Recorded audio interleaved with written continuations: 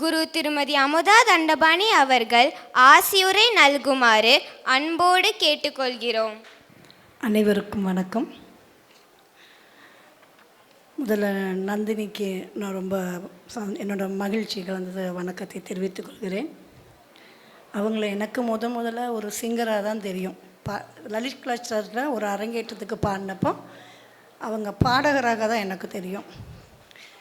அப்புறம் அவங்க அரங்கேற்றத்துக்கு நான் சீஃப் கெஸ்ட்டாக போனப்போ தான் அவங்க சொல்லி எனக்கு இவங்களை எங்கேயோ முதல்ல பார்த்துருக்குறேன் அப்படிங்கிறப்ப அவங்க சொன்னாங்க. நான் லலித் கலாச்சாரத்தில் பாடிட்டுருக்கேன் பாடிட்டு இருந்தேன் அப்படின்னு. அதுக்கப்புறம் தான் எனக்கு அவங்க தான் இவங்கங்கிறது அப்போ புரிஞ்சுது எனக்கு.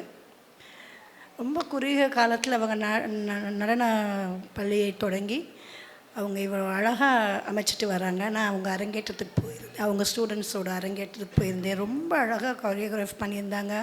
ரொம்ப அழகாக குழந்தைங்க நல்லா பர்ஃபெக்ஷனோட நீட்டாக ஆடியிருந்தாங்க. எனக்கு ரொம்ப சந்தோஷமாக இருந்தது.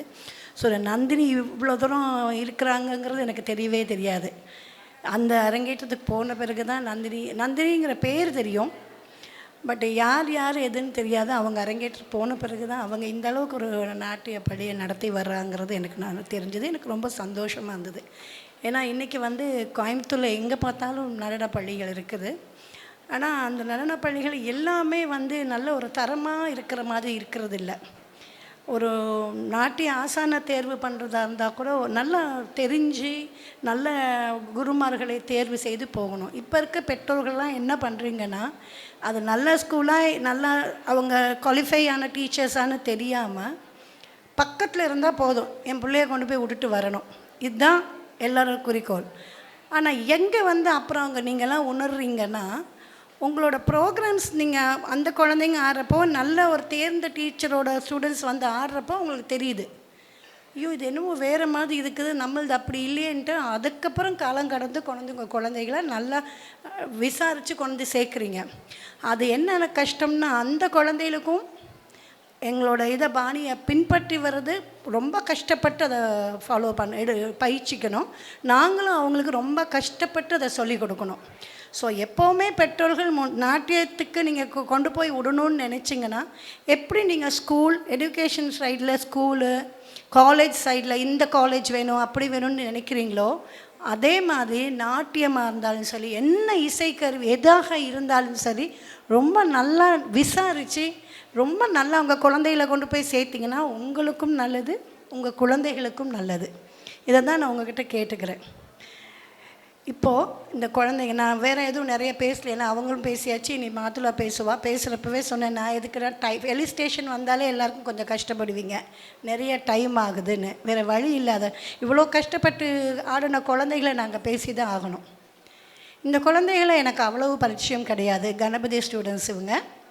எப்போவுமே கணபதி ஸ்டூடெண்ட்ஸ் எனக்கு நல்லா பார்க்குற எப்போ கிடைக்கும்னா, ஒன்று நாங்கள் ஏதாவது ப்ரொடக்ஷன்ஸ் ஏதாவது ஃபங்க்ஷன் இல்லாட்டி அரங்கேற்றம் சலங்க பூஜை. ஏன்னா அங்கே மெயின் ராம்நகருக்கு அவங்க ப்ராக்டிஸ்க்கு வருவாங்க.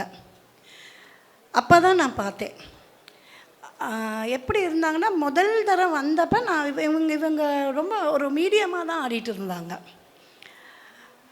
அதுக்கப்புறம் பார்த்திங்கன்னா அவங்க இப்போ நான் நேற்று இல்லை முந்தா நேற்று நான் அப்போ தான் நான் ஃபுல்லாக போய் அமர்ந்து பார்க்குறேன். அவ்வளோ அழகாக, அதாவது இவங்க நந்தினி சொன்ன மாதிரி ஒரே நேரத்தில் கை கொண்டு போகிற அதெல்லாம் ரொம்ப கஷ்டம். அதை ஞாபகம் வச்சு ஒரே மாதிரி கை கொண்டு போகணும், கொண்டு வரணும், பாயணும், சுற்றணும், பாவங்கள் எடுக்கணும். பாவம் மட்டும் அந்த குழந்தைகளோட வயசுக்கு தக்க வரும். முகபாவங்கள் 10th ஸ்டாண்டர்ட்னால் அவங்களோட ஒரு முகபாவம் அவங்க மனசுக்கு தக்கன வரும். அதே மாதிரி 7th ஸ்டாண்டர்ட் குழந்தைன்னா அவளுக்கு ஏற்றாப்பில் வரும். ஆனால் அந்த 3 குழந்தைகளும் ரொம்ப அழகாக ஆடினாங்க. இதில் ஒரு பெரிய விசேஷம் என்னென்னா, அங்கே ப்ராக்டிஸ் பண்ணுறப்பையும் நான் பார்த்தேன், இங்கே ஆடுறப்பையும் பார்த்தேன். அவங்களோட கண் அடிக்கடி என்னை பார்த்துட்டு போகுது, மேம் பார்க்குறாங்களா, நான் நல்லா ஆடுறேன்னா. அது 3 குழந்தைகளும், அது ஸ்பெஷலாக இந்த பக்கம் அவள் பேர் என்ன கண்ணா, இந்த பக்கம் அனன்யாஸ்ரீ. அங்கேயும் சரி இங்கேயும் சரி அவள் கண் அடிக்கடி என்னை மீட் பண்ணும். நான் சிரித்தேன்னா அவளுக்கு தெரியும் நம்ம நல்லா ஆடுறோம், உம்முன்னு இருந்தோன்னா நல்லா ஆடலை, அவள் அதை எதிர்பார்க்குறாங்க என்கிட்ட. அதாவது அவங்க குரு வந்து மாதுளா கிஷோர் குமாராக இருந்தாலும் அவங்க அம்மா இல்லையா, நான் பெரிய குருவாயிட்டேன் இல்லையா, அதனால் அந்த குழந்தைங்க என்கிட்டேருந்து அப்ரிஷியேஷன் கிடைக்கணும்னு பார்க்குறாங்க. ஓ மேம், பெரிய மேம் என்ன சொல்கிறாங்க, நம்ம நல்லா ஆடுறோமா ஆடலையா? கண்ணா நீங்கள் 3 பேருமே ரொம்ப நல்லா ஆடினீங்கடா. ஓ 3 பேருமே ரொம்ப அழகாக பாவம் காட்டி ஆடினீங்க, உங்களை திட்டுறதுக்கு எதுவுமே இல்லை, சரியா? ரொம்ப அழகாக ஆடினீங்க. நீ அடுத்த ஐட்டமும் நல்லா தான் ஆடுவீங்கன்னு எனக்கு நல்லா தெரியும்.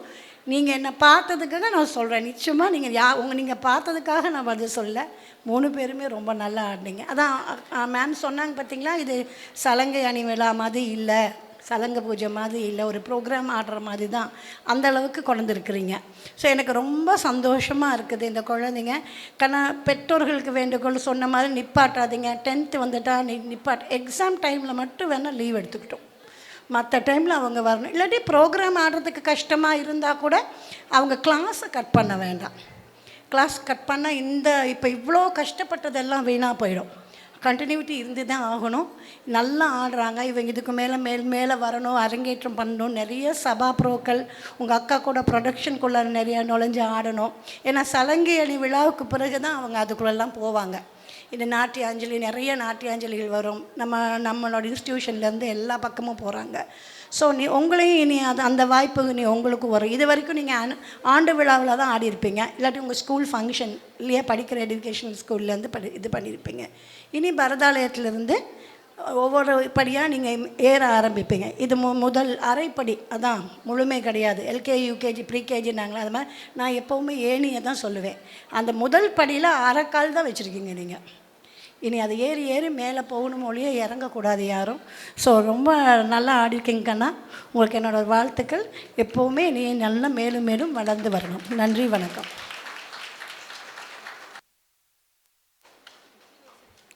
குரு திருமதி அமுதா தண்டபாணி அவர்களுக்கு மரியாதை செய்ய திருமதி ராதிகா அவர்களை அழைக்கிறோம்.